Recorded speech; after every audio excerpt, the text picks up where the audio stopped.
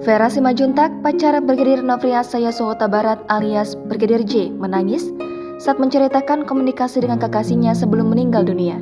Dia menangis saat ditanyakan hakim dalam sidang lanjutan perkara pembunuhan berencana Yosua dengan terdakwa Barada Richard Eliezer Pudihang Lumiu alias Baradae di Pengadilan Negeri Jakarta Selatan pada Selasa 25 Oktober 2022. Awalnya, Vera menceritakan pada 19 Juni 2022, Brigadir J menghubungi dirinya dan meminta maaf tanpa sebab.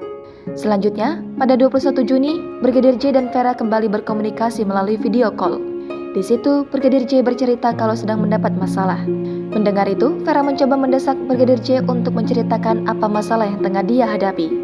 Bahkan, Brigadir J meminta hubungan mereka diakhiri, hingga meminta Vera untuk mencari laki-laki lain.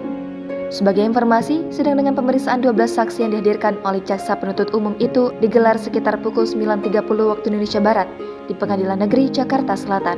Kamarudin memastikan keseluruhan saksi yang dominan merupakan keluarga Brigadir J itu akan hadir secara langsung di ruang sidang.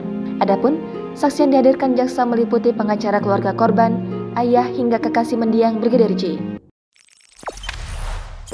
Jangan lupa subscribe, share, komen, dan like ya.